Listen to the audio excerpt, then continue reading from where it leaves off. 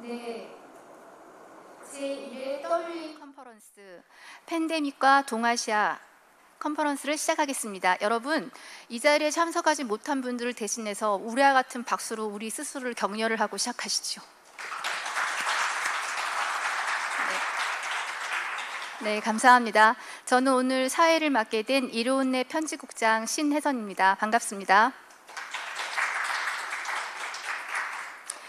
이번 행사는 메디치 미디어가 주관하고 서울연구원과 같이 공동 주최합니다. 새로운 10년, 2020년을 맞아 변화하고 있는 동아시아판을 더 깊이 들여다보고자 기획했습니다. 여러분들 WA가 뭔지 아십니까? 예, 저도 이거 듣고 뭐의 약자인지 몰랐는데요. 왓칭 이스트 아시아의 준말이라고 합니다. 코로나19로 야기된 전염병 세계 대유행의 시대, 그간 당연하게 받아들여져 온 글로벌 네트워크도 다시 설계해야 되고 다시 바라봐야 되는 그런 상황입니다. 이번 컨퍼런스는 동아시아 각국과 미국의 외교, 안보, 경제 이슈 등을 점검하고 동아시아와 한국의 미래를 전망하기 위해 마련했습니다. 행사 안내 조금만 더 드릴게요. 본 행사는 오마이뉴스의 유튜브 채널을 통해 현재 생중계되고 있습니다. 온라인 생중계로 참여하시는 분들은 유튜브 영상 하단 본문의 내용을 참고해 주시기 바랍니다. 본 컨퍼런스는 행사 종료 후 전자 리포트를 제공할 예정입니다. 사후 리포트를 받아보고 싶은 분들은 링크를 통해 신청해 주시기 바랍니다. 이외에도 이번 행사와 관련 내용이 본문에 포함되어 있으니 한 번씩 확인해 주시고요. 자, 행사 시작 첫 앞서서 이번 행사를 공동 주최한 두 분 대표님의 인사말을 듣고 시작하겠습니다. 인사말은 짧을수록 박수가 큰 거 아시지요? 예, 우선 서울연구원의 서황진 원장님 모시겠습니다. 큰 박수로 맞이해 주십시오.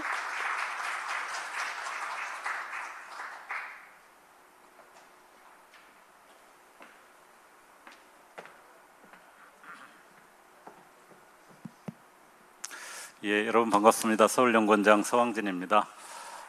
사실 오늘 이런 특별하고 특수한 상황에서 전개하는 이 컨퍼런스에서 옛날 방식의 인사말을 굳이 할 필요가 있나 하는 생각을 했습니다만은 사실은 오늘 행사를 다 기획하고 많은 것을 준비해 주신 메디치 미디어에서 그래도 인사말을 하셔야 될 것 같아서 숟가락 하나 올린 저희로서도 이렇게 형식에 맞춰서 간단한 인사 말씀을 드리고자 합니다. 사실 많은 사람들이 코로나19로 인류의 삶 전체가 대변동을 맞이하고 있다고 이야기를 하고 있죠. 빌 게이츠는 제2차 세계대전에 국면할 정도로 결정적인 순간이다 이렇게 정의도 했고요. 또 1906년에 도시의 98%가 잿더미로 변한 샌프란시스코 대지진에 비견하기도 합니다. 그런 정도로 큰 변동이 있을 거로 예측을 하는데 여러 예측이 있습니다만 분명한 것은 우리가 코로나19 이전에 일상으로 복귀하는 것은 불가능하다는 것, 이것만큼은 많은 사람들이 공감을 하고 있는 것 같습니다.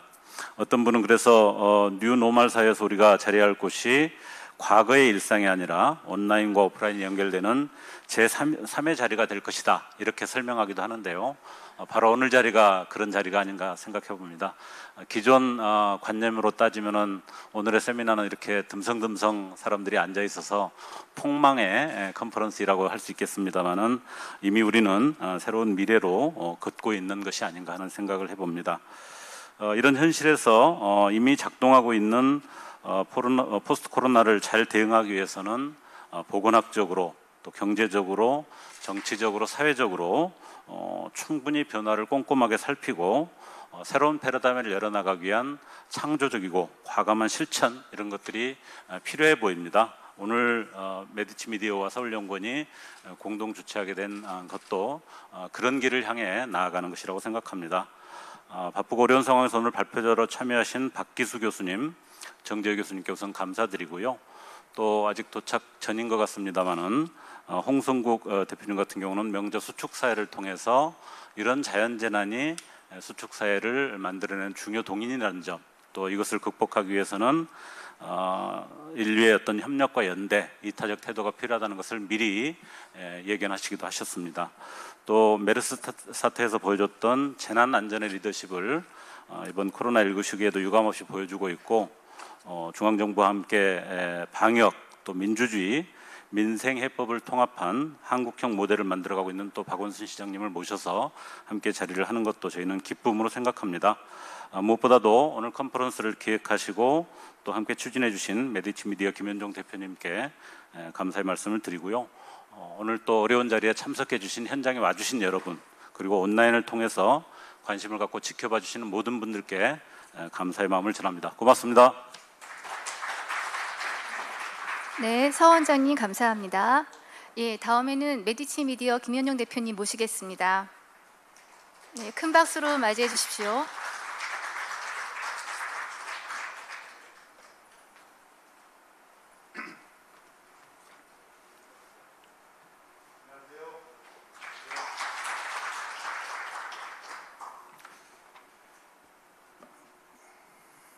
안녕하세요. 메디치 미디어 김현종입니다.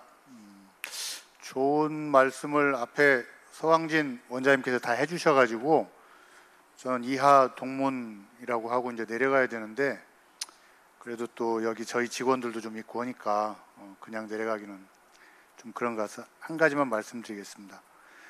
코로나 이후에 그 많은 논의가 있는데요. 앞으로도 더 많을 것 같고요. 이번 일을 겪으면서 우리 한국, 그리고 한국 사람들만큼 여러 가지 생각을 하는 나라나 국민이 별로 없을 것 같아요. 바로 옆에 중국에서 발생한 이 질병에 정신없이 대응하다 보니까 어느 날 갑자기 세계 인류가 되었습니다. 영국의 시인 바이런 말대로 자고 나니 유명해진 것 같은 그런 상황이 됐는데요. 어쨌든 이 시점에서 저희 메디치 미디어가 서울연구원과 함께 이 행사를 기획하면서 좀 주목하는 점은 세계화의 위기입니다. 그리고 어떻게 갈 것인가. 그러니까 질병의 세계화가 나머지 세계화를 다 흔들고 있어요. 그 전에 세계화라면 뭐 지식과 정보가 막 하루아침에 전 세계로 퍼지고, 금융, 또 비행기도 많이 타고 이렇게 이동도 많이 했잖아요. 또 생산과 무역의 세계화도 있었고, 이게 이제 전부 다 질병의 세계화로 인해서 바뀌는 것 같습니다. 그리고 동아시아는 그 중에서도 이번 코로나 사태에서 봤듯이 핵심 지역이고요. 뭐 더 말씀 안 드리겠고요. 그런 취지에서 이제 오늘 행사를 서울연구원과 함께 기획하게 됐고, 제가 아까 초록을 좀 읽어보니까 우리 박기수 교수님, 정재호 교수님, 홍성국 대표라고 해야겠죠. 예비 당선자님, 그리고 박원순 시장님 모두 그 실용주의자 같다는 걸 거듭 느꼈습니다. 일종의 실용주의자 동맹이 아닌가 싶을 정도로 그 얘기는 현상에 대한 진단과 함께 우리가 앞으로 어떻게 가야 될지에 대해서도 잘 적어주셨더라고요. 그래서 참 마음이 뿌듯합니다. 감사합니다. 네, 감사합니다. 예, 사회자는 시간 배분이 제일 중요하다고 들었는데 시간이 벌써 이렇게 또 10분 지연됐습니다. 예, 이제 시작하고요. 주제별로 30분 발표하고, 그리고 10분 동안 질문, 슬리드에 올라온 질문을 제가 대신 질문하거나 아니면 우리 발표자께 패드를 드려서 직접 보시고 선택할 수 있도록 하겠습니다.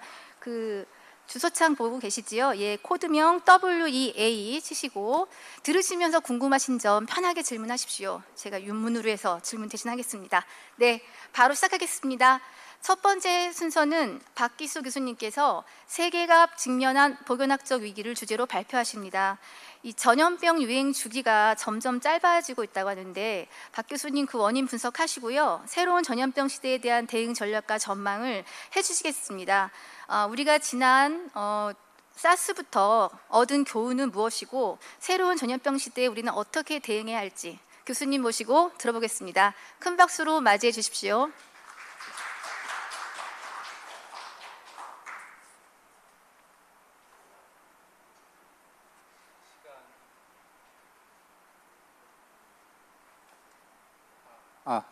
납니까? 안녕하세요, 박기수입니다. 뭐든지 처음 하게 되면 좀 약간 떨리기도 하고 한데, 더군다나 그 유튜브에서 생중계까지 된다고 하니 얼마나 떨리겠습니까? 가급적 그 내용은 제가 좀 이론적인 것보다는 그림이나 좀 이해하기 쉬운 걸로 좀 준비를 했습니다. 개중에는 보신 걸 수도 있고 좀 이론적인 거는 가급적 제가 쉽게 이야기해 보려고 했습니다. 바이러스, 세균, 요즘에는 진짜 이런 얘기를 안 하고서는 얘기가 안 되는 것 같아요. 경제 부분도 그렇고 문화, 인류 모든 면에서 그렇습니다. 근데 제가 오늘 얘기하고자 하는 것은 바이러스 하나만이 아니라 전체적인 것에 대해서 우리가 생각해 볼 것에 대해서 이야기를 한번 해보고 싶습니다. 저희는 지금 패럼 빌딩에 있고요, 대한민국에 있고요. 사실 우리가 살고 있는 거에 바쁘지만 세상은 여러 가지, 더 넓혀서 보면 요즘에는 종종 세계 지도를 많은 사람들이 봅니다. 뉴욕에서 환자가 몇 명 생겼는지, 중남미에서 몇 명 생겼는지, 어쨌거나 지구라는 큰 데서 살고, 사실은 지구도 우리가 어렸을 때 배운 태양계라는 데서 보면 아주 작은 태양에서 멀지 않은 곳에서 이렇게 살고 있고요. 크지가 않습니다. 또 이걸 넓혀서 보면 우리가 있는 이 태양계는 사실은 은하수라는 밀키웨이라는 곳에서 제가 어렸을 때만 해도 태양은 돌지 않고 태양은 지구가 돈다고 그랬는데, 사실은 이 큰 은하계 안에서 태양은 아주 조금씩 우리가 멀지 않게 이렇게 군집하면서 돌고 있는 상황입니다. 허블 망원경으로 보면 이렇다고 합니다. 대신에 이 안에는 별로 치면 100 빌리언이니까 수십조, 수천억이죠. 그 다음에 많은 이른바 갤럭시들이 살고 있고요. 사실은 근데 이 은하계라는 것이 여러 가지로 가만히 있는 것이 아니라 서로 지금도 조금씩 빌리언 이어스에 이렇게 서로 붙이면서, 이거로 영어로는 스월링 한다고 하는데, smashed into each other, swirling이라는 표현을 쓰는데, 조금씩 합치면서 서로 다른 하나의 뭉치 덩어리가 되고요. 또 이거를 넓혀서 보면 우리가 있는 태양계가 있는 이 안에는 밀키웨이는 또다시 라니아키아라는, 영어로는 슈퍼 클러스터라고 하는데, 큰 가운데서 아주 조그마한 게 있습니다. 그래서 라니아카는 2014년 하와이대에서 발명을 한 하와이 말로 뜻은 unmeasurable heaven, 수없이 많은 heaven 중에 속하고 있습니다. 그래서 이 안에 조그마한 부분에 우리가 살고 있고, 이거는 우리가 확인된 것만이고, 또 확인되지 않은 많은 것들은 그 안에 다시 있다는 것이죠. 그래서 지금 우리는 다시 이 조그마한 지구에서 바이러스에 대해서 얘기를 하면서 살고 있습니다. 근데 우리 인간이 지금까지 이렇게 잘 살고 있고 탄생하게 해준 거는 사실은 그 안에 우리 어머님, 아버님 뿐만 아니라 지구가 45억 년 전에 만들어져서 수많은 것들이 우리를 탄생해 주게 한 것입니다. 그 일례로서 사이노박테리아라는 것이 있는데, 이것은 우리가 없을 때, 다세포도 없을 때 태양으로부터 열을 받아서 조금씩 카본 다이옥시드, 이른바 탄소 물질을 산소로 조금씩 바꿔줬습니다. 아주 조금씩 10억 년, 또 10억 년이 흘러서 마침내는 산소가 지구상에서 세츄레이드 되게 번성하게끔 해주고, 그 산소가 다시 오존층을 높이면서 우리 다세포 동물이 조금씩 살게 해주면서 지금껏 우리가 이렇게 살고 있는 밑거름을 만들어 주신 아주 고마우신 분들입니다. 그래서 다시 그림으로 보면 수많은 것들이 있었고요. 태양이 형성되고 있지.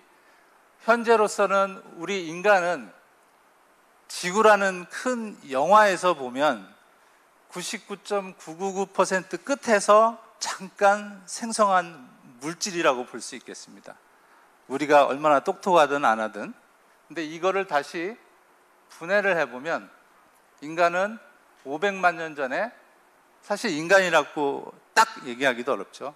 수많은 오스트랄로피테쿠스 다른 것들과 경합을 하면서 호모사피엔스라는 우리가 지금 탄생을 해서 이른바 시빌라이제이션이라는 용어를 써서 한 6,000년부터 문화나 이런 걸 일깨우고 있는 상황입니다. 근데 뭐 어찌된 일인지 지구는 이제는 우리 것이 됐고, 우리라는 건 인간의 것이 돼서 열심히 개발하고 불도저도 뭐 사용해서 기존에 있던 공존의 세계들이 조금씩 사실은 무너지게 되는 순간이 아주 짧은 시간에 온 겁니다. 그래서 여러분들이 이 영화를 보셨는지 모르겠습니다. 이 영화는 2012년에 나온 건데 그때는 폭삭 망했어요. 근데 최근에 각광을 받고 있다고 합니다. 관련 내용은 맷 데몬 나오고요, 기네스 최초로 나오고요. 이 여기서 나오는 거는 바이러스는 지금 우리가 아는 코로나 바이러스가 아니고 벌스 플루라고 하는 조류 독감을 상정을 해서 만든 건데 너무나 기가 막히게 관련 내용이 정확하게 현재 상황과 매우 유사하게 이루어지고 있는 것이 놀라울 정도라고 합니다. 그래서 지금 뭐 요즘에 방콕 가시는 분들이 매우 재밌게 보시는 내용이고요. 이러면서 근데 지금 실제로 미국에서 주 방위군이 투입되지는 않았지만 그와 유사한 형태가 이루어지면서 저런 식으로 감염이 지속돼서 저렇게 가고 있다는 것을 얘기를 해주는 겁니다. 물론 영화에서는 바이러스와 관련된 백신도 나중에 개발이 되고 치료제가 되면서 조금 뭐랄까 좋아지는 개념으로 나아가긴 하지만 우리 실제 상황과는 조금 차이가 있고 결론적으로는 잘 마무리된 대신에 우리가 지금 알고 있는 최근에 트럼프 대통령이 얘기해서 좀 논란이 됐던 염색약을 먹으면 나을 수 있다거나 진달래 진액을 먹으면 나을 수 있다는 이런 인포데믹이 실제로 똑같이 나와서 많은 사람들이 서로 싸우고 그러는 내용이 실제로 발전을 합니다. 그런데 이러한 상황은 사실은 인간이라는 동물이 뭐 길어야 100년 정도 살기 때문에 경험이 많지 않지만 지속되고 있는 상황은 위와 같습니다. 그래서 우리가 많이 아시는, 요즘에 언론에서도 많이 아시는 스페인 독감, 뭐 HIV 지속적으로 생겨났고요. 대신에 이런 때들은 우리가 살지 않았던 곳 아니면은 살았어도 지금 살아계시는 분이 얼마 안 되기 때문에 기억을 하시지 못하지만 당시에 많은 사람들이 서구고 뭐고 마스크를 끼고 다녔던 상황이 실제로 있습니다. 그래서 현재는 2020년에는 코로나19가 상황이 있고 밑에 많은 동물 등과 연관이 된 것이죠. 그러면 이런 바이러스, 종간을 뛰어넘는 바이러스는 지금만 나온 것이냐? 전혀 그렇지 않습니다. 사람이 인류가 사냥을 하면서 먹고 살 때는 사실은 동물과 크게 접촉할 기회가 많지 않았지만 농경, 그 다음에 인간이 좀 더 편해지면서 작물을 하면서 동물을 가져다 쓰면서 노출이 되면서 이런 식으로 사람과 동물 사이에서 바이러스가 오가는 상황이 지속되고 현재도 그런 상황이 지속되고 있다. 처음 있는 게 아니라는 말씀을 드리고요. 2015년에 메르스라는 걸로 인해서 어떻게 보면 지금 세계적인 전문가들은 한국이 그나마 세계적으로 잘 대응하고 있다는 것을 대한 예로서 2015년에 메르스라는 이른바 백신을 어느 정도 맞았기 때문이다. 이 백신이라는 것은 진짜 백신이 아니고 대응하는 능력에 대한 백신, 시스템에 대한 능력에 대한 백신, 여러 가지 백신 측면에서 좋았다는 얘기를 하는 겁니다. 그래서 낙타를 통해서 접촉이 됐고 또 사양 고양이를 접촉이 됐고 사스, 메르스 이런 상황이 지속되고 있다는 것이고요. 우리가 잘 알고 있는 인플루엔자, 이른바 독감의 경우에도 지속적으로 사람과 동물이 교차하면서 변이가 이루어지고 있습니다. 여기서 유심히 보시면 N이라는 표현이 있고 나머지는 숫자가 지속적으로 바뀌고 있어요.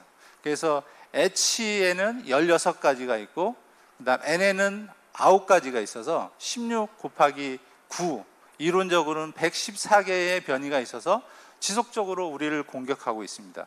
그래서 참고로 인플루엔자 주사를 1년 전에 맞았다고 해서 지금 안 맞으면 그 바이러스가 동일하게 오지 않기 때문에 똑같이 몸이 아프거나 할 수밖에 없습니다. 백신이 아프면. 그래서 변이는 지속되고 있고 사람과 동물 간의 이러한 종간 이동이 지속되고 있는 상황이다.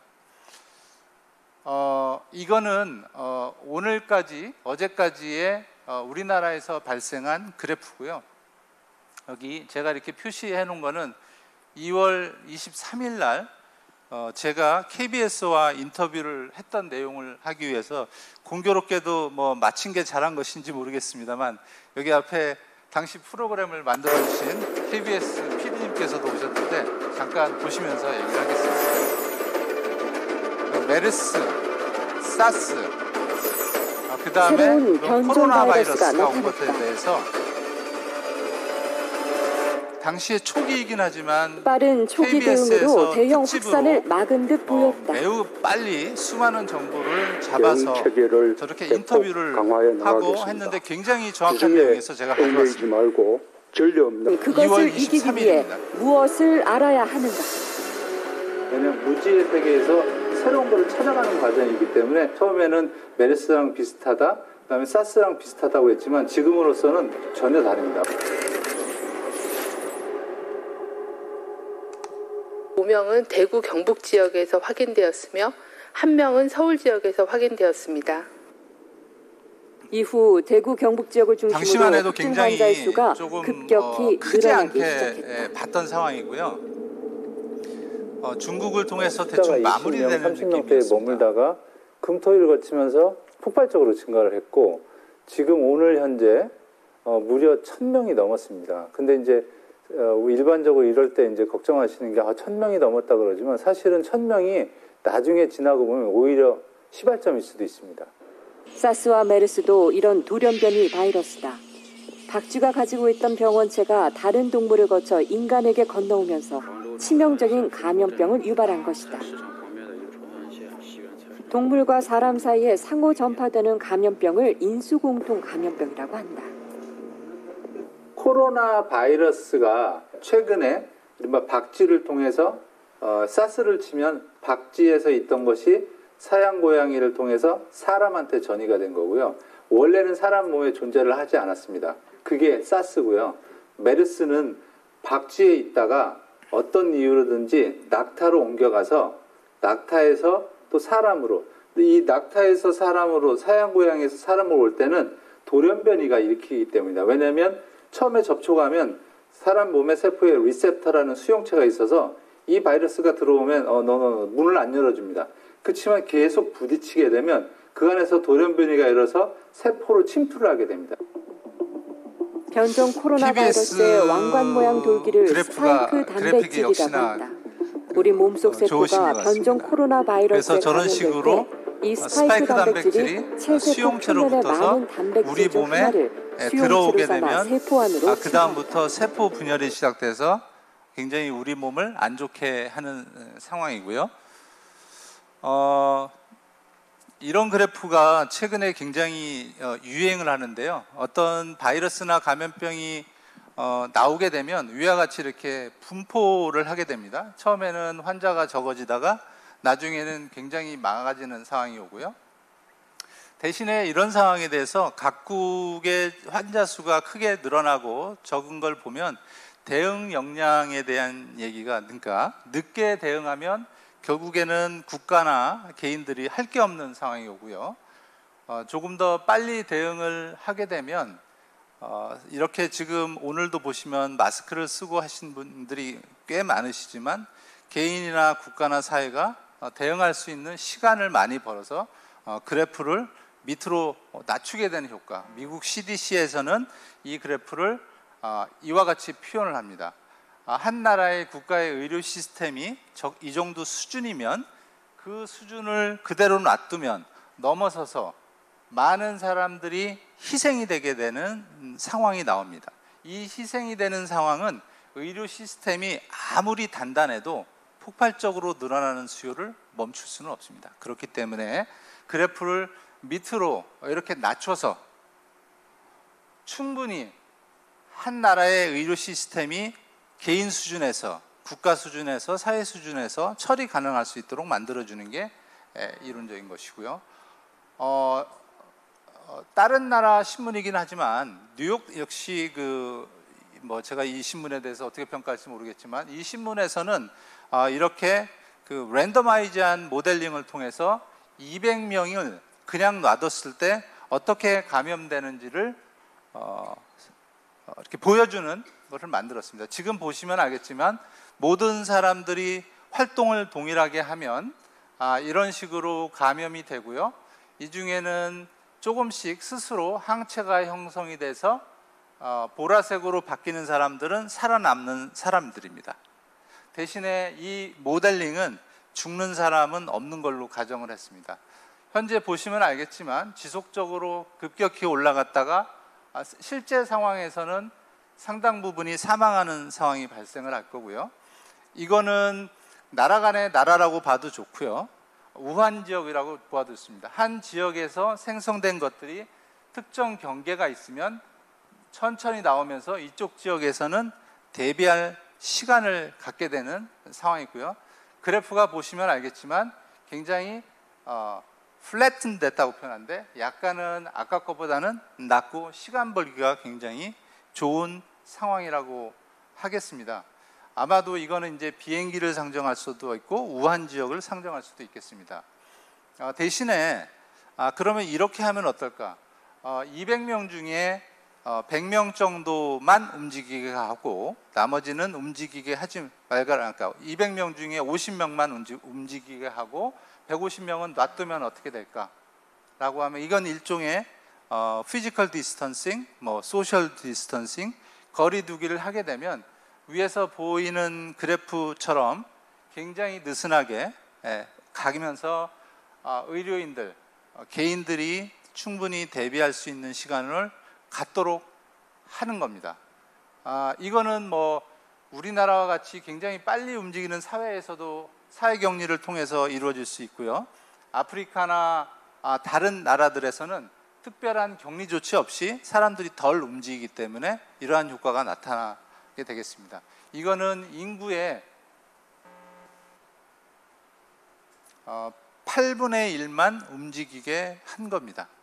그럴 경우에는 이건 아마도 아프리카 아니면은 중남미의 아마존강의 특정한 원주민들 수준이 될 겁니다. 서로 이동이 굉장히 많지 않기 때문에 실제로 조금 이따 지도를 보시겠습니다만 극명하게 드러나고요. 이런 식으로 꾸준히 얇게 가면서 치료도 할 수 있고 백신 개발에 대한 속도도 벌 수 있는 그런 겁니다. 조금 어렵긴 한데 그러면 아까 같이 그래프가 빨리 올라갔다 늦게 갔다 하는 거는 학문적으로는 확대 재생산 지수가 어떻게 되느냐에 대한 문제로 연결이 됩니다. 그래서 영어긴 하지만 크게 확대 재생산되는 거를, 그러니까 많이 퍼지는 거를 세 가지 정도의 조건에서 우리가 통제할 수 있다. 첫 번째는 한 번 만났을 때 감염을 적게 할 수 있는 것. HIV는 콘돔을 사용하는 거고요. 이런 경우에는 마스크나 손 씻기를 잘하는 거고요. 대신에 또 하나는 한 번 특정 시간에 노출이 얼마나 많은 사람들을 만나게 하는가를 줄이는 거는 학교를 닫아버리거나 젊은 사람들이 가는 포차를 닫아버리거나 아니면 다른 캠페인을 통해서 낮출 수 있고요. 마지막으로는 duration of infectionis에서 한 사람이 감염이 된 다음에 바이러스를 얼마나 오래 퍼뜨리게 하느냐는 건데, 이거는 한 달 퍼뜨릴 수도 있고요, 2주 퍼뜨릴 수도 있습니다. 하지만 사람은 그거를 조절할 수 있습니다. 대한민국이 잘하는 것 중에 지금 그걸 잘한 거죠. 무슨 말이냐면 초기에 걸린 사람을 빨리 진단해서 가둬버리는 겁니다. 그러면 듀레이션이 굉장히 줄어듭니다. 실제 듀레이션은 굉장히 늘어나지만 그런 식으로 해서 이 확대 재생산되는 숫자를 줄이는 겁니다. 그래서 우리는 이러한 그래프를 이미 보셨을 수도 있겠지만 두 개의 축으로 나눠서 이야기를 합니다. Y축은 Fatality Rate라고 해서 걸린 사람 중에 몇 명이 죽느냐는 거고요. 오른쪽은 전파 속도라고 해서 아까 제가 말씀드린 확대 재생산 지수인데, 이쪽으로 갈수록 위로 갈수록 더 많이 죽고요, 이쪽으로 갈수록 빨리 퍼집니다.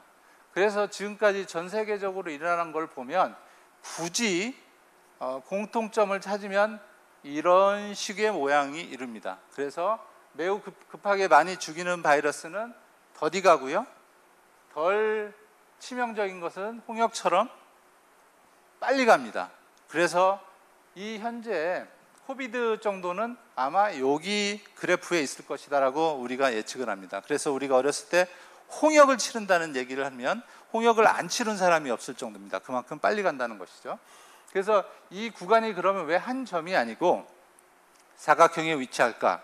이거는 이론적으로는 한 점일 수도 있지만 사람들의 많은 노력에 의해서, 그걸 이제 effective라는 표현을 쓰는데, 우리가 지금 하고 있는 사회적 거리두기나 다른 걸 통해서 낮출 수도 있고 줄일 수도 있다. 그래서 다시 바꿔 얘기하면 오른쪽의 것은 의학적 방역을 통해서 낮출 수 있다.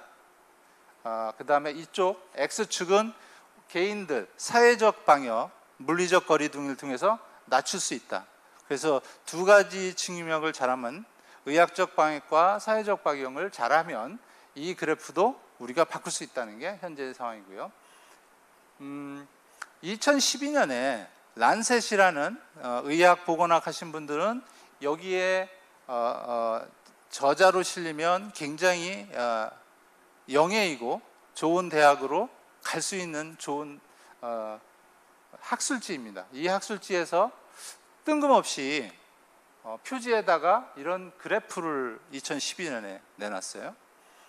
하루에 비행기가 전 세계적으로 얼마나 빨리 가는지, 얼마나 많이 가는지를 보여준 건데, 통상 제가 여기서 질문을 하고 싶은데 시간 관계상 하루에 95,000대 정도의 비행기가 움직입니다. 실제로 지금 현재는 비행기 수가 90% 정도 줄어서 아마도 5만 대에서 10만 대가 움직이지 않을까 싶은데요.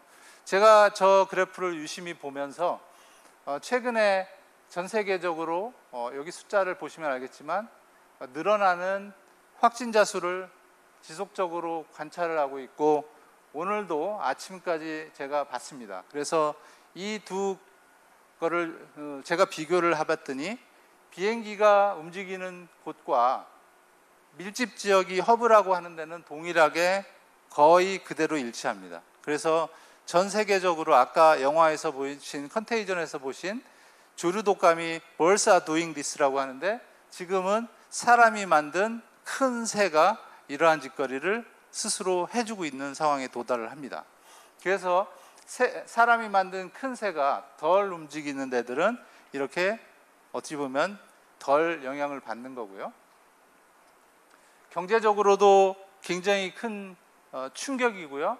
이미 이건 OECD에서 나온 거고 보여지는 숫자입니다. 우리나라에서도 IMF 금융위기, 코로나가 현재 상황에서는 동일하게 움직여주는 거고요. 영상 시청이 들었고 국내라도 가고자 하고 싶은 욕구가 많이 들었고요.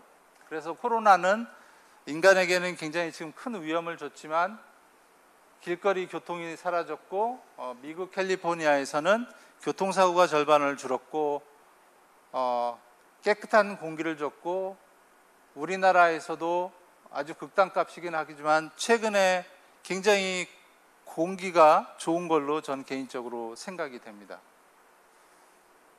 하지만 인간은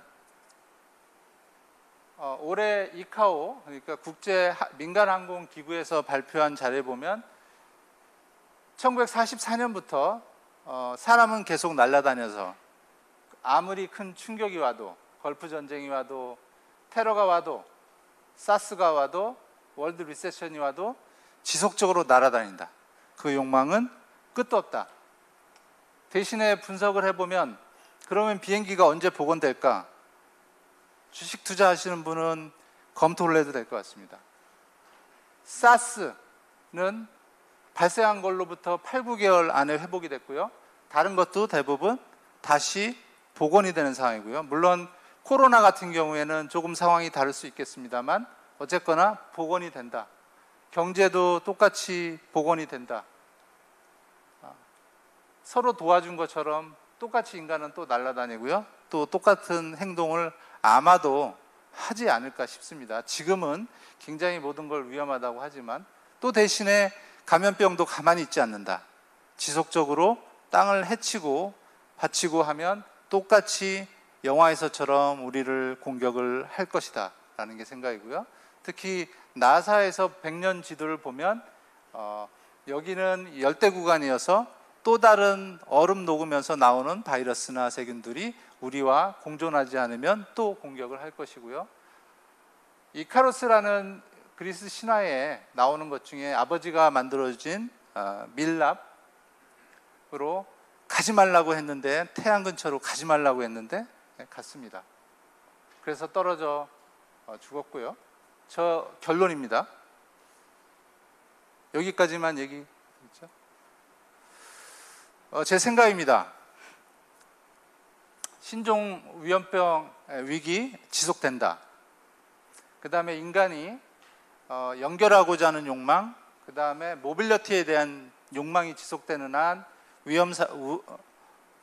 울리백 선생님이 그 다음에 다른 분들이 얘기한 위험 사회로 지속적으로 갈 수밖에 없다. 그 다음에 대신에 벌써 우리도 지금 목도하고 있는 거지만 물리적 모빌리티와 디지털 모빌리티를 어떻게 조화시키느냐가 우리 삶의 패턴일 것이기도 하시고요. 경제생활도 마찬가지고요. 바뀔 것 같습니다. 그 다음에 인간만 생각하던 상황이 과거에도 그랬습니다만 에코시스템과 어떻게 밸런스해서 하나의 그러니까 전 플래너터리 헬스 관점에서 어떻게 우리가 살아가야 할 것인가. 많은 생물들이 45억 년 동안 우리의 삶을 위해서 도와줬듯이 우리가 지속적으로 살면 그런 고민도 해봐야 되겠다. 대신에 자본주의가 발달한 상황에서 우리가 겨울에 먹고 살 거를 만들지를 않고 100년 먹고 살 거를 만들기 위해서 지속적으로 물건을 더 만들고 더 만들면서 자연은 황폐화되고 있는 상황에서 문제가 생긴다고 볼 수 있겠습니다. 그래서 아마도 우리가 얼마나 더 높이 날지는 모르겠지만 감염병의 위기는 지속적으로 올 수밖에 없고 대신에 조금 더 성찰적인 시간을 가지면 위험을 보라기보다는 공존의 세상에서 지금 대한민국이 나름 세계적으로 모범 얼마나 열심히 했는지 모르겠지만 결과는 현재 그렇습니다. 그래서 그런 고민을 해보면서 다음 강연자분들께서 좀 더 현명한 말씀을 해주실 거라 믿으면서 제 말씀을 마치겠습니다. 고맙습니다. 네, 감사합니다. 교수님 잠시만 마이크 들고요. 예, 질문이 5개가 올라와 있는데 하나는 데이터 관련된 건 따로 말씀을 드리고 일단 미국에 계시다면 당장 어떻게 대처하는 게 좋겠냐 이런 질문이 있었습니다. 교수님 만약에 미국에 계시면 네, 우선 미국이 당장 어떻게 해야 베스트다. 한국으로 오십시오. 이제 제가 약간 저 우스갯소리 비슷한데 그 바이러스는 그 나라의 어떤 그 시스템적인 거, 문화적인 거, 사회적인 거 모든 거를 아주 잘 평가하는 걸로 저는 보입니다. 그래서 안타까운 일이지만 미국의 시스템이 잘못됐다기보다는 바이러스가 보기에는 침투를 잘하게끔 그 신뢰로서 진단 영역은 당연한 거고요. 특히 단적인 예로 건강보험 시스템이 우리나라처럼 모든 사람이 접근할 수 있게 돼 있질 않습니다. 예를 들면 진단하는데 우리는 의사 선생님께서 의심 증상이 있다고 하면 18만 원 정도의 돈을 안 내고 진단을 모든 사람이 받습니다. 그게 무슨 얘기냐면 바이러스는 우리가 방어를 할 때 같이 방어를 해야지 인간의 4분의 1만 방어를 하고 4분의 3이 방어가 안 되면 다시 침투하게 되어 있습니다. 그 예는 미국도 그렇고요. 싱가포르 이민자를 소홀히 했기 때문에 이민자에서 바이러스가 확산이 돼서 다시 공격을 하게 되어 있습니다. 그래서 그런 점에서는 한국의 우리가 여기에 살면서 나름대로 한국 시스템에 대해서 욕은 해도 바이러스라는 객관적 리트머스에서 보면 나름 나은 것 같고, 다만 미국에서 어디 사시는지 모르겠는데 아마 미국도 이 또한 지나가니까 너무 걱정하지 마시고 잘 대비해 주시는 게 좋을 것 같습니다. 네. 그 교수님 발표 중에 물리적 이동성은 줄고 디지털 이동은 늘어난다고 본다면이라고 하셨는데, 이 디지털 이동성은 결국 비대면 연결이 늘어날 것인가, 그런 의미로 말씀하신 거냐는 질문이 나왔습니다. 그렇습니다. 제가 아까 보여드린 그 그래프 중에 우주 저가 에스트로피직스가 피질란스가 아니기 때문에 정확한 거기에 대한 전문적인 지식은 없지만 사람은 지속적으로 연결성을 추구하고 또 이동성을 추구하는 게 인간의 영역이고, 그 이동성이 원시 시대처럼 대면적으로만 될 수가 없기 때문에 거기를 대체하기 위해서 비대면으로 갈 수밖에 없는 상황이고요. 물론 비대면이 좋다, 그 다음에 디지털 모빌리티가 좋다, 피지컬 모빌리티가 좋다고 제가 평가하기는 어렵습니다만, 아마도 이미 시장에서 특히 자본주의에서 돈 벌려고 하는 사람들은 거기에 대해서 이미 대비를 하고, 저희 같은 사람보다도 더 빨리 대비를 하고 있고, 그게 뭔지는 전 잘 모르겠습니다.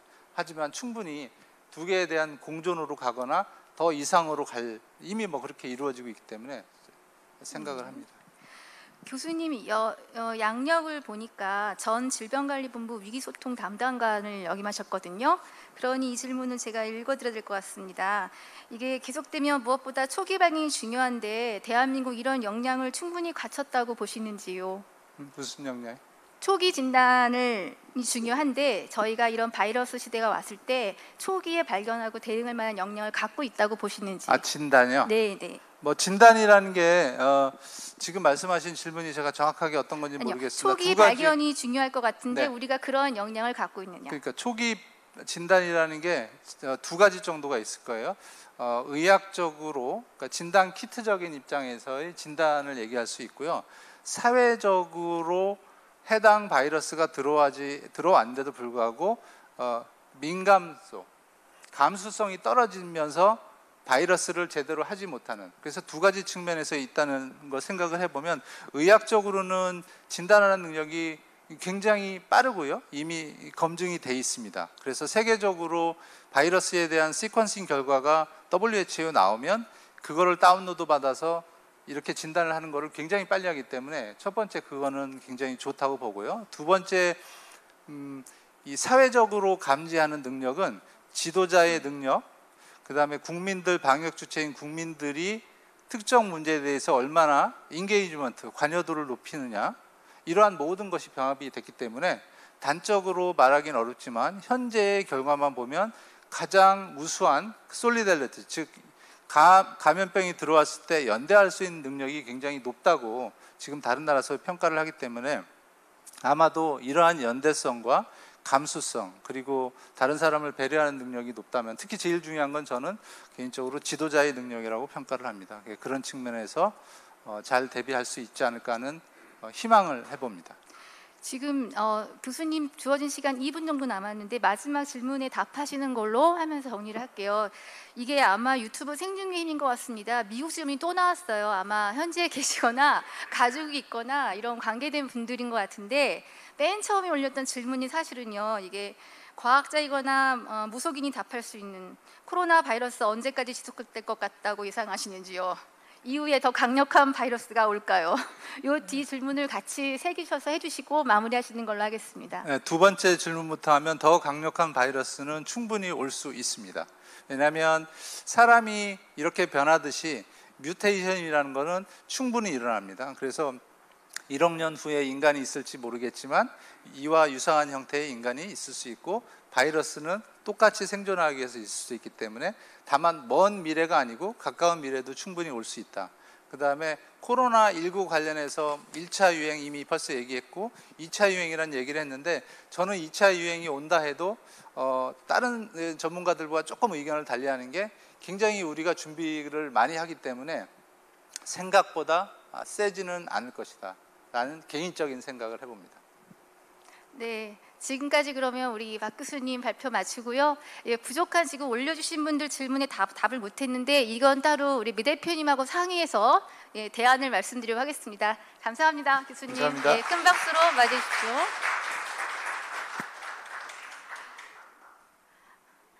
이게 유튜브 생중계가 재밌네요. 저도 지금 처음인데 질문이 쏙쏙 올라오고 있습니다. 예, 지금 생중계 보고 계시는 시청자 여러분들 궁금하신 거 계속 남기십시오. 아마 메디치 미디어가 답을 다시 해드릴 거라고 생각합니다. 자, 두 번째 세션 바로 이어서 하겠습니다. 두 번째는 서울대학교 정재혁 교수님께서 맡아주시는데요. 주제는 코로나 위기와 동아시아 그리고 국제 질서의 변화입니다. 정 교수님은 동아시아 국제 정치학 전공으로 지금 알려져 있습니다. 이번 코로나19로 인한 국제 질서 재편 상황, 미국과 중국에 대한 전망을 들어보겠습니다. 예, 큰 박수로 맞이해 주십시오.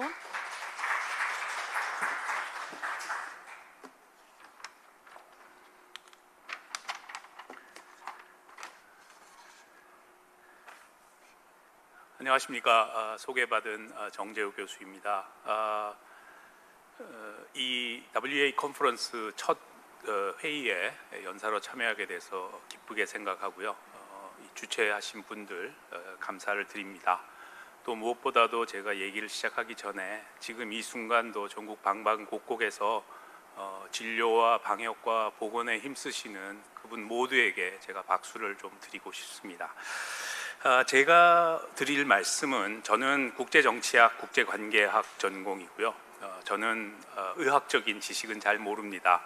앞서의 박 교수님께서 아마 독립변수로서 팬데믹을 얘기하셨다면 저는 종속변수로서 이 팬데믹이 국제질서와 동아시아에 미치게 될 영향에 대해서 말씀을 좀 드리도록 하겠습니다.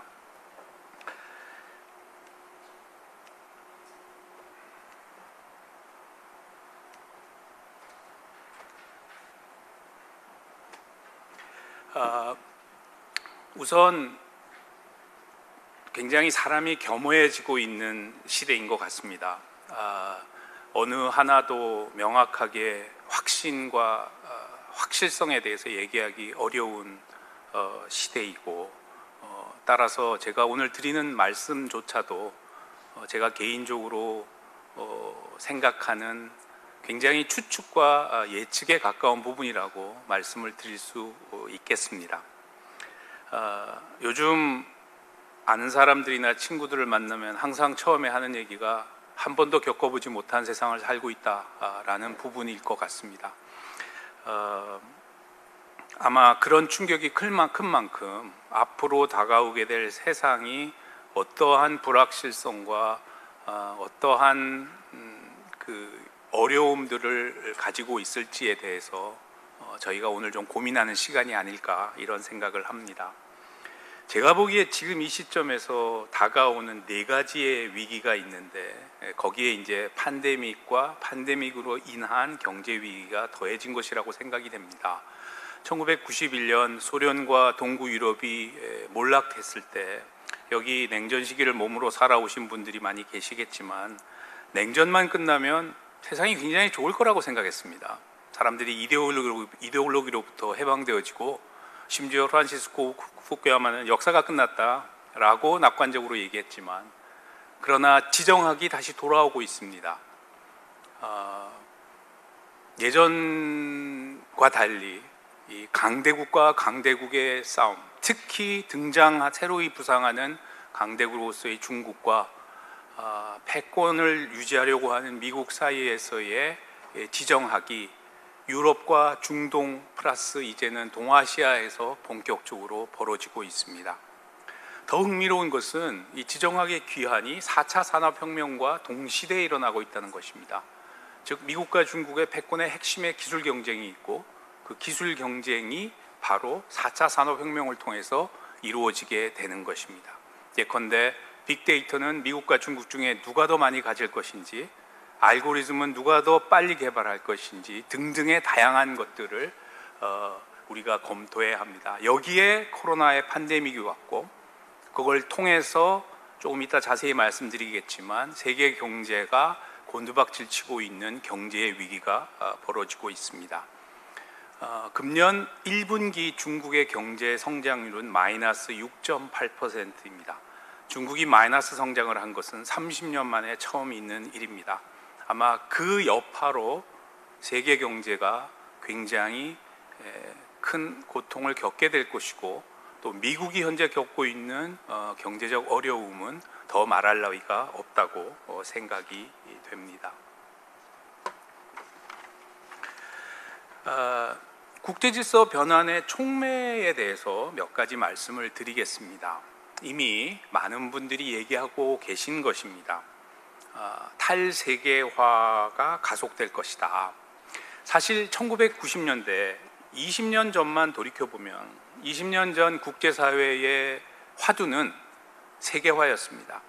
그때 많은 사람들이 나와서 이제 주권은 없다, 국경도 없다, 이제는 세계화와 국제화가 모든 인류가 갈 수밖에 없는 길이다라고 얘기를 했었습니다. 그런데 이번에 이 팬데믹을 겪으면서 모든 나라가 모든 나라에 대해서 거의 모든 나라에 대해서 가고 오는 길을 끊고 입국을 금지하는 그러한 일들이 생기게 됩니다. 최근에 미국에서는 이민을 잠정적으로 금지하는 그러한 이민의 나라가 이민을 금지하는 일까지 생기고 있습니다. 주권이 아주 강력하게 돌아오고 있습니다. 보호주의가 강화되고 있습니다. 진통제의 중요한 자료라고 하는 이부프로펜의 90%가 중국에서 생산되고 미국에서는 그거에 대한 액세스를 제대로 할 수가 없습니다.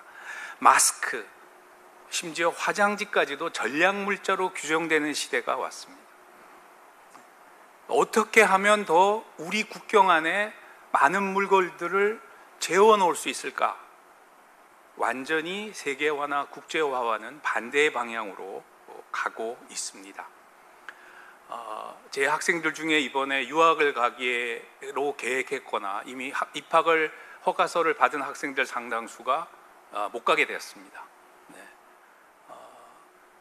어떻게 보면 교육과 연구의 교류조차도 단절되어지는 그러한 상황이 일어나고 있습니다. 작년에 이미 미국과 중국 사이에 엄청난 규모의 무역 분쟁이 일어났습니다. 즉 중국이 미국으로부터 많은 물건을 미국에 대해서 많은 물건을 팔기는 하지만 미국의 물건을 사지 않았기 때문에 수천억 달러의 무역 격차를 트럼프 정부는 더 이상 못 봐주겠다. 그래서 작년에 1단계 무역 합의를 해서 수천억 달러의 미국산 물건을 중국이 사주기로 약속했습니다. 과연 지금 중국의 경제가 그 1단계 합의를 지킬 수 있을 것인가? 그러면 지키지 못할 경우에 미국은 중국에게 어떻게 할 것인가? 이것은 결국 또 세계 경제에 어떤 영향을 미치게 될 것인가? 이 문제가 다가오게 될 것입니다. 또 여기에 코로나 사태가 겹치면서 예전에는 국제화, 세계화의 흐름을 타서 다국적 기업들이 전 세계에 투자를 했습니다. 전 세계에 투자하는 다국적 기업들은 무엇이 중요하냐면 자신들이 생산하는 제품의 중요한 소재나 부품들을 얼마만큼 싸게 효율적으로 공급받을 수 있을 것이냐입니다. 따라서 그러한 원칙에 기반하여 전 세계에 글로벌 가치 사슬 또는 글로벌 공급망이 만들어졌었습니다.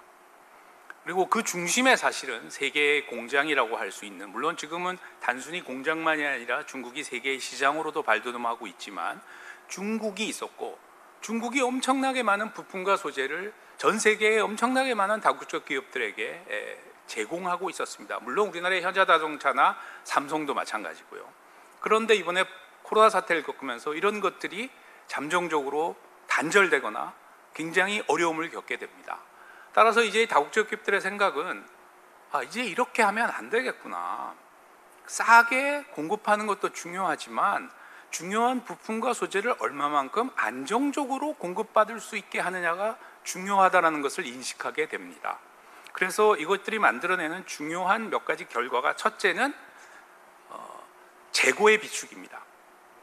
이제는 만일의 사태에 대비해서 어떻게든 쉽게 액세스가 가능한 재고를 가까운 곳에 비축하는 것. 두 번째는 자동화 설비입니다. 기계는 팬데믹에 걸리지 않기 때문에 사람이 아닌 노동력을 통해서 제품을 생산할 수 있는 그러한 방식으로 바뀌게 될 것입니다. 세 번째는 아무리 멀더라도 싸게만 공급해주면 된다라는 공급망이 아니라 이제는 가능한 가까운 곳에서 부품이나 소재를 제공받을 수 있도록 하는 인근화, 지역화가 중요한 추세로 떠오르고 있습니다. 이미 미국의 그 다국적 기업들이 중국으로부터 받는 소재와 부품이 지난 1분기 동안 18%가 줄었습니다. 그 18%의 46%를 중국이 아닌 베트남이 가져갔습니다. 그래서 지정학적인 리스크나 정치적인 리스크에 대한 다국적 기업들의 생각들이 바뀌고 있다, 이런 말씀을 드릴 수가 있고요. 리쇼링이라는 것은 바깥으로 투자를 해서 나갔던 기업들이 다시 본국으로 돌아오는 것입니다. 자, 이번에 보시면 2주간 자가격리를 비롯해서 굉장히 왔다 갔다 하는데 어려움을 겪게 되는 상황에서 이제 아무래도 우리 본국에서 하는 게 좋겠다라는 생각들을 많은 기업들이 하게 될 것입니다. 또 하나는 다이버시피케이션, 다변화입니다. 달랑 예를 들면 중국 한 곳에 부품과 소재를 다 공급하도록 하는 것이 아니라 중국도 중요하지만 거기는 한 40%만, 그리고 나머지 60%는 베트남과 인도네시아와 이런 곳으로 다변화하는 노력들을 하게 될 것입니다. 그다음에 이번에 잘 보셨겠지만 무엇을 어떻게 제조할 것인지, 또 검역은 어떻게 할 것인지에 대한 주권이 강화될 수밖에 없을 것으로 보여집니다. 심지어는 이러한 팬데믹을 통한 다양한 교류의 경로가 끊긴 상황에서 혹시라도 식량이 부족해지면 어떡하나라는 생각을 하게 될 상황도 있을 수 있을 것 같습니다. 그래서 다양한 식량과 자원의 주권에 대한 인식도 팬데믹 코로나 이전과 이후가 달라질 가능성이 상당히 있다, 이런 말씀을 드릴 수가 있을 것 같습니다.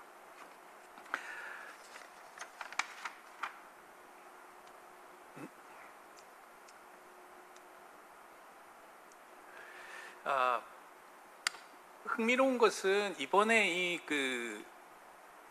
팬데믹 사태를 거치면서 우리가 흔히 얘기하는 선진국 그룹들의 민낯이 조금 드러났다라고 보여집니다. 제가 보낸 거에는 사실 이 제목이 있었는데, 이 제목이 4월 23일 기준으로 보시면 코로나 확진자와 사망자의 탑 5입니다.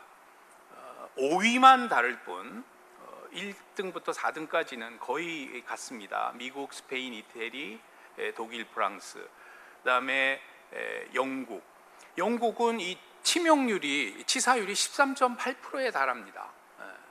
근데 이 나라들이 저희가 흔히 얘기하는 G7, 즉 서방 선진 7개국 정상회담의 멤버 중 일본과 캐나다를 제외한 5나라가 다 들어가 있습니다. 그래서 서방 선진국들이 이토록 보건 위기에 제대로 대처하는 능력을 갖추지 못하고 자신들이 보호해야 될 국민들이 이렇게 죽어나간다는 것은 참으로 안타까운 일이라고 생각이 됩니다. 그래서 과연 강한 군대, 부유한 경제만이 선진국의 기준인지에 대한 새로운 인식이 사실은 조금씩 생겨나게 될 것으로 생각이 됩니다. 조금 더 강론을 보도록 하겠습니다.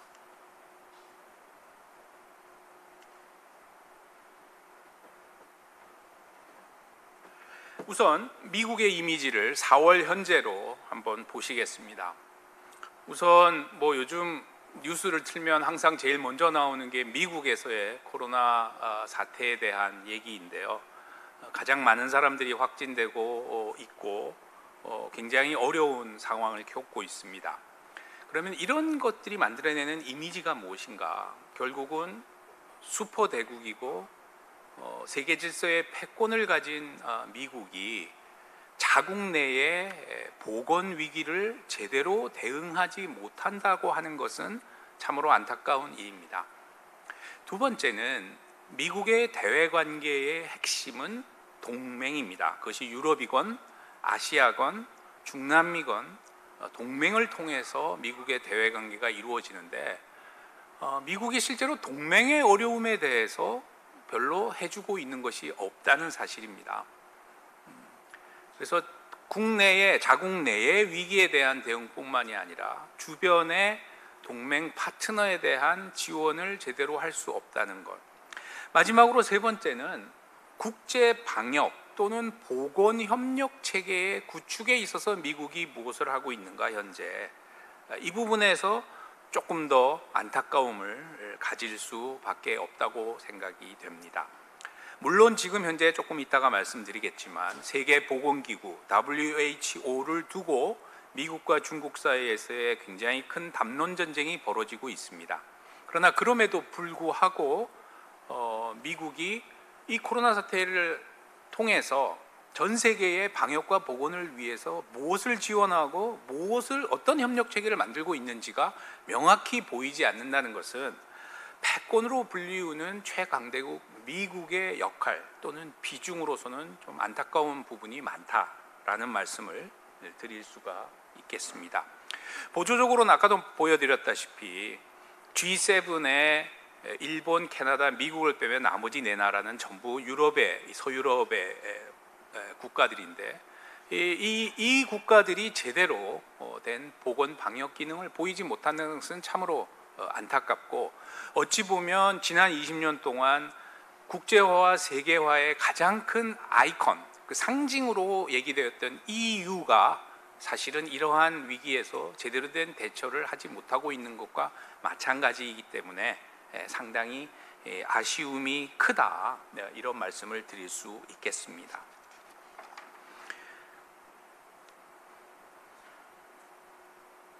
자, 그렇다면 4월 현재 중국은 어떠한가?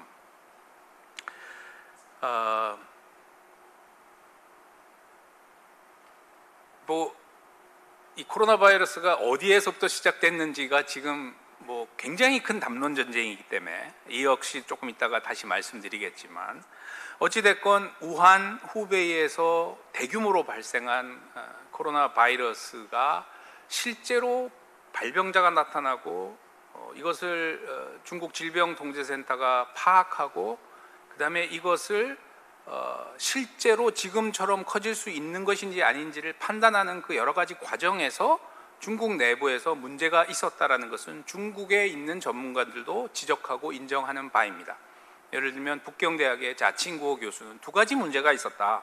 하나는 빠오부상취, 즉 지방에서 있는 다양한 자료들이 아무리 중앙정부로 보내도 중앙정부로까지 도착하지 않더라.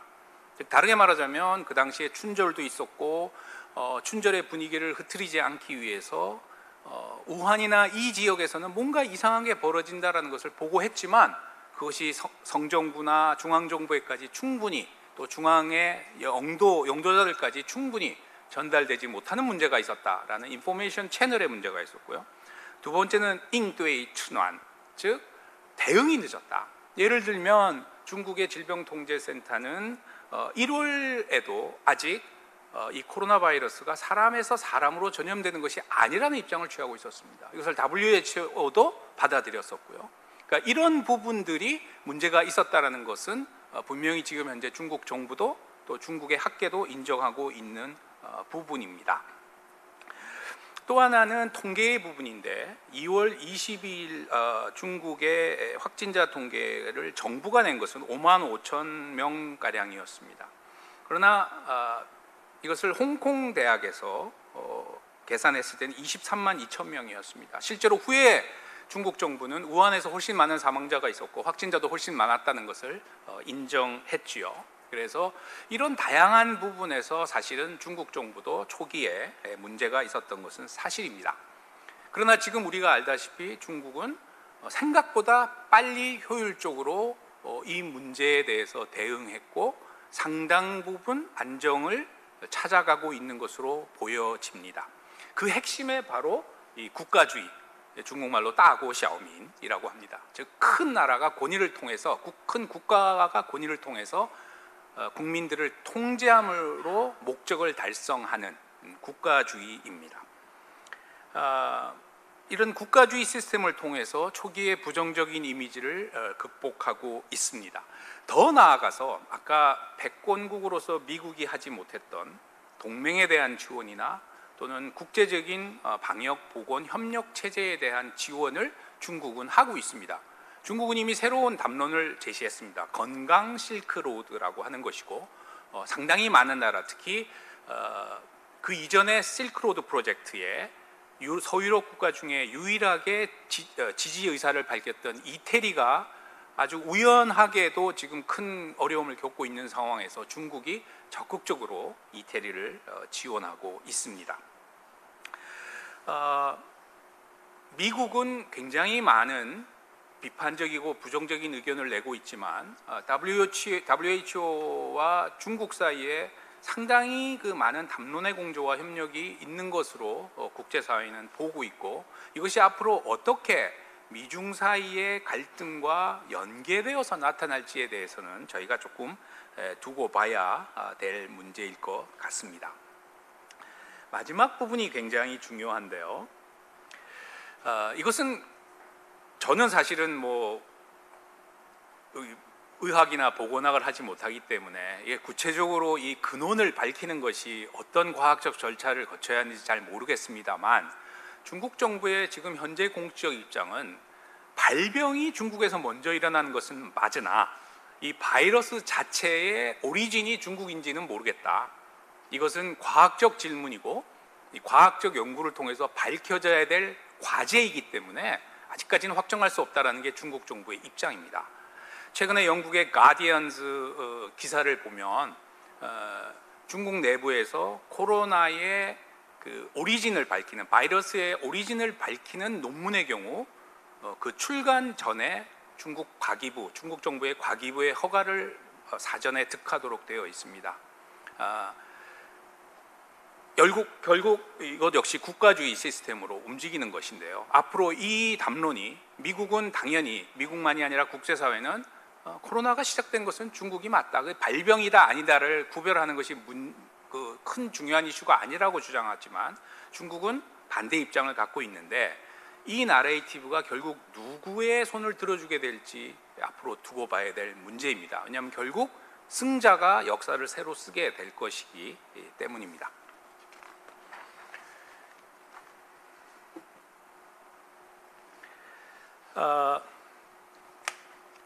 향후에 대한 얘기를 좀 드리면 궁극적으로는 미국과 중국 사이에서 누구의 회복 탄성이 더 클 것인가입니다.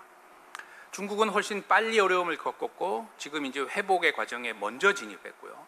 미국은 아직까지도 어려움을 겪고 있습니다. 과연 아까 앞서 박 교수님께서 보여주셨다시피 이렇게 라인이 내려간다면 미국도 결국은 이제 안정세가 되는 과정에 진입하게 될 텐데 그 이후에 누가 더 빠른 회복을 보이게 될 것인가. 또 하나 굉장히 상징적인 것은 미국과 중국 사이에서 누가 백신 또는 치료제를 먼저 개발할 것인가. 이것 역시 아마도 실질적인 힘의 차이와 관계없이 국제사회가 인식하는 미국과 중국의 힘에 대한 굉장히 중요한 판가름을 내는 요인이 될 거라고 생각이 됩니다.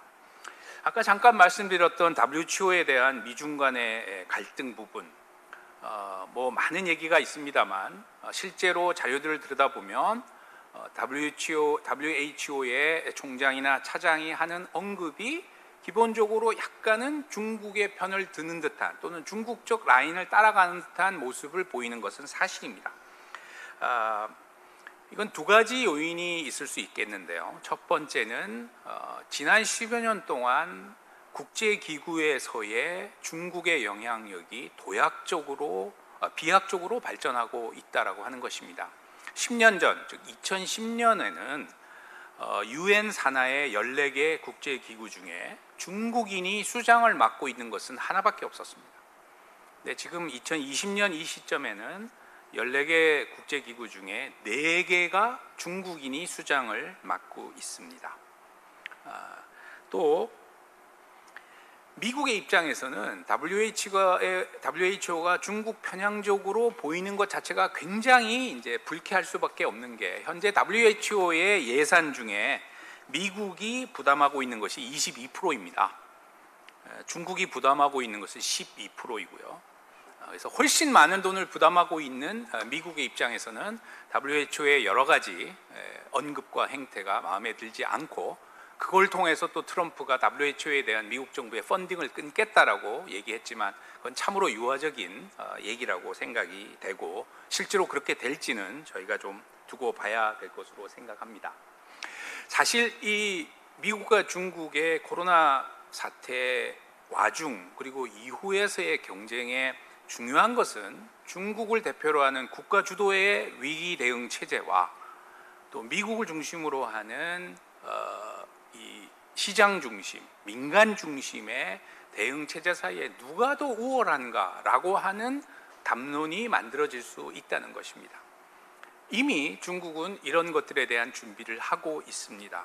그래서 중국의 모델이 얼마나 뛰어난지에 대한 얘기를 하고 있습니다. 사실 동아시아에서 중국 모델이 뛰어난지 한국 모델이 뛰어난지 혹은 많은 분들이 잘 모르시지만 우리보다 훨씬 작은 확진자와 훨씬 작은 사망자를 낸 대만 모델도 존재하고요. 동아시아가 굉장히 앞서가고 있는 것은 사실이나 국가 주도인지 또는 민간 주도 체제인지에 대한 부분이 저희들이 좀 얘기를 해야 될 것 같습니다.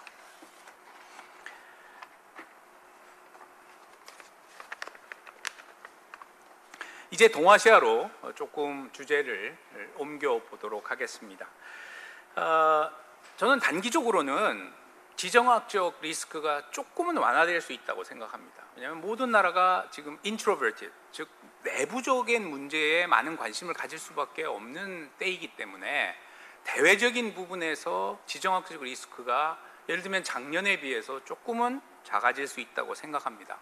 그러나 전반적인 미중 간의 패권 경쟁의 추세가 바뀌지 않고 있고 특히 아까 모두에 말씀드렸던 대로 미중 간의 무역 1단계 합의가 제대로 이루어지지 않을 경우 미국이 어떻게 할 것이며 중국은 어떻게 대응하냐에 따라서 2020년에 많은 모습들이 바뀌게 될 것입니다. 국제사회는 한국을 포함한 국제사회는 당연히 미국과 중국이 한 배를 타서 이 어려운 코로나라는 강물을 건너가기를 원하고 있습니다. 그런데 미국과 중국이 지금 하고 있는 실제의 행태는 중국에서 얘기하는 이 동저우공지 같은 배를 타고 어려움을 헤쳐나가는 것이 아니라 서로 각자 자기 갈 길을 가는 모습으로 보여지고 있습니다. 아까 말씀드렸던 WHO에 대한 부분이나 코로나의 오리진에 대한 담론 전쟁과 같은 것들이 그렇게 보여집니다. 특히 금년 2020년은 상당히 물론 이게 꺾어지는 해입니다. 0으로 끝나거나 5로 끝나는 꺾어지는 해에 굉장히 큰 의미가 있는데요. 첫 번째는 금년에 미국 대통령 선거가 있습니다. 대통령 선거가 있을 때는 항상 여러 가지 이슈가 더 실제보다는 과장되어서 부각되어지는 경우가 있고요. 아까 말씀드린 대로 미중 무역 1단계 합의가 어떻게 되느냐에 따라서 미중 간의 패권 경쟁이 보다 더 격화돼서 드러날 것인지가 보여질 것이고 금년은 한국 전쟁, 중국에서는 이것을 미국에 대응하고 조선을 돕는 전쟁이라고 표현을 하는데요. 한국 전쟁의 70주년이기도 합니다. 즉 2년 전에 굉장히 희망을 갖고 시작되었던 북핵 문제에 대한 오디세이가 2년이 지나도록 아무런 결과를 만들어내지 못하고 있는 상황에서 결국 정산 절차에 들어가게 되면 그럼 북핵 어떻게 할 거냐라고 하는 부분이 역시 2020년을 어렵게 만드는 또 하나의 요소가 될 것으로 보여집니다.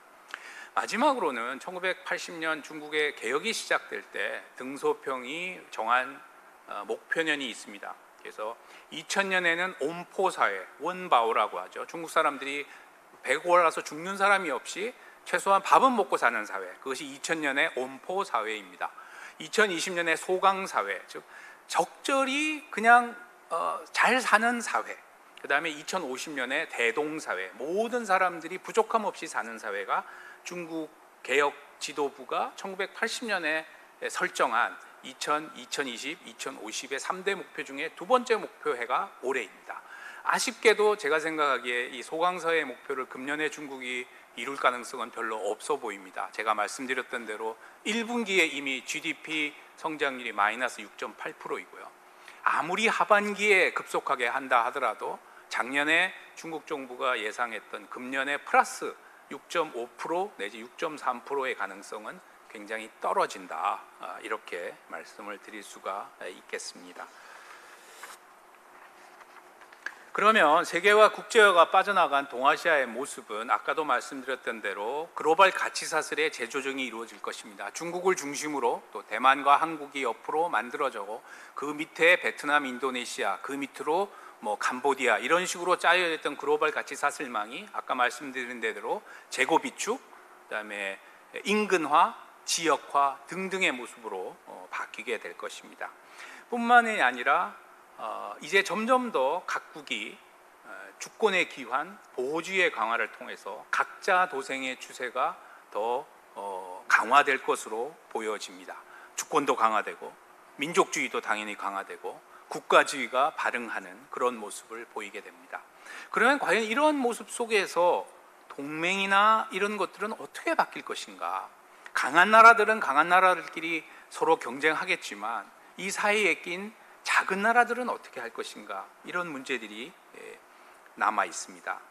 또 하나는 중국은 국가주의를 통해서 코로나를 비교적 초기에 효율적으로 관리했지만 과연 우한이라는 1000만에 가까운 도시, 후베이라고 하는 6, 7천만의 성을 일거에 록다운 시키는 방식이 과연 민주주의 체제에서 쉽게 수용할 수 있는 방식인가? 그런 중국 방안, 이것을 이제 Chinese Way라고 하는데 이 중국 방안을 우리의 규범과 가치 측면에서 충분히 수용할 수 있는가라는 고민이 필요하겠습니다. 마지막으로 그러면 미중 갈등이 계속될 텐데 그러면 어떤 문제가 생기는가? 물론 이것은 코로나 때문만은 아니지만 저희는 끊임없이 미국과 중국 사이에서 선호를 선택받도록 강요되고 있습니다. 예를 들면 사드 같은 것, 예를 들면 화웨이 같은 것, 또 예를 들면 앞으로 오게 될 중거리 육상 발사 미사일을 한국에 배치할 것인지 말 것인지 이런 다양한 이슈들을 미국과 중국이 직접 해결하지 않고 한국이나 필리핀이나 싱가포르나 이런 나라들에게 너네 우리 선호를 따르지 않으면 너네들 힘들어질 거야 라는 것을 미국과 중국이 자꾸 강요하는 모습으로 오게 됩니다. 다양한 서베이를 보면 21세기에 한국에 있어 가장 중요한 나라가 어디냐 하면 중국으로 나옵니다. 그런데 한국 사람들이 가장 호감을 느끼는 나라가 어디냐 그러면 중국이 아닙니다. 이 괴리가 앞으로 어떻게 해결될 수 있을 것인지의 숙제는 결국 중국을 인식하는 한국과 한국에게 뭔가를 보여줘야 하는 중국에게 있다라고 생각이 됩니다. 특히 코로나가 끝난 이후에 펼쳐질 미국의 모습, 과연 미국이 제대로 된 책임을 지고 자국의 위기를 관리할 수 있고 동맹에 대해서 협력하며 국제적인 체제에 지원할 수 있는 패권으로서의 역량을 지속할 수 있는가라고 하는 것이 굉장히 중요해 보입니다. 마지막 부분은 제가 한번 과연 한국이 우리의 외교의 앞에도 K자를 붙일 수 있을 것인지 그것이 큰 숙제라는 말로 제 강연을 마무리하도록 하겠습니다. 감사합니다. 네, 감사합니다. 자, 이번 질문은 아까 세 분이었는데 한 분이 해결되셨는지 지우셨어요. 패드를 직접 교수님께 넘겨서 질문을 보시고 답을 하시겠습니다. 질문이 또 올라올 텐데 29분까지 연락해 주십시오.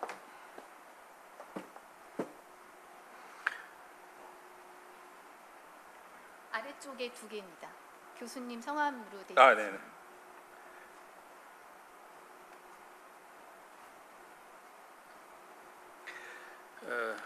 익명이라고 다 익명이군요. 언급해 주신 것처럼 미국은 코로나 사태에서 동맹국에 대한 지원이 매우 부족합니다. 반면 중국은 실크로드를 통해 협력과 지원을 구축해 가고 있죠. 이를 통해 패권이 중국으로 이동할 수 있을지 아니면 미국의 위축으로 이어질지 교수님의 의견이 궁금합니다.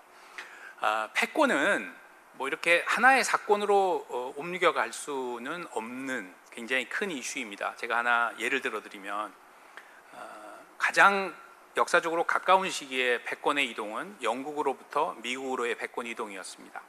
그런데 영국의 GDP를 총액이죠. GDP 총액을 미국이 넘어선 것이 1872년이었습니다. 그 당시에 굉장히 신문에 많이 보도가 되었고 영국 사람들도 알고 있었죠.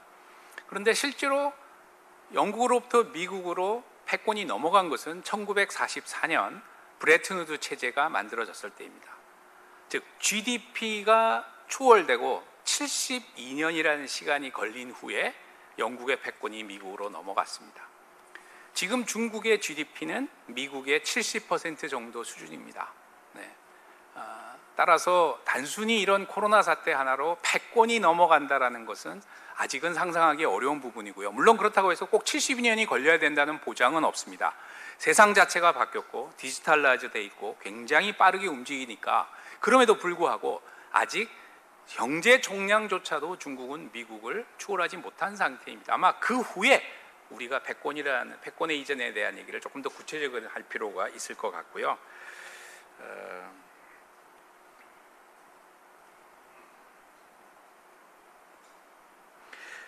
정재우 교수님, 최근 미국이 WHO 자금 지원을 중단하겠다고 선언한 것에 대해서 어떻게 생각하시는지요? 제가 말씀드린 대로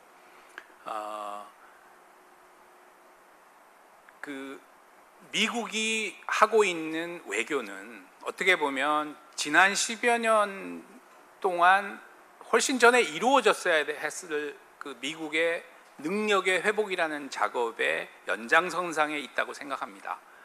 다만 오바마 정부에서는 위기의 대응을 무력을 사용을 안 하려는 방식으로 가능하면 하려고 했었고요.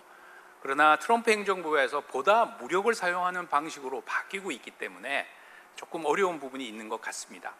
그러나 실제로 트럼프가 당선이 된 이후에 본인이 한 얘기들이 100% 이루어지지는 않았습니다. 많은 얘기를 던졌지만 실제로 실행되지 않은 것들이 많기 때문에 이 WHO의 펀딩을 끊는 부분도 과연 실제로 집행이 될 수 있는지는 저희가 조금 시간을 두고 봐야 될 것 같고요. 실제로 이루어진다면 아마 패권국으로서의 미국의 위치는 점점 더 약해질 수밖에 없는 곳으로 간다, 이렇게 보여집니다.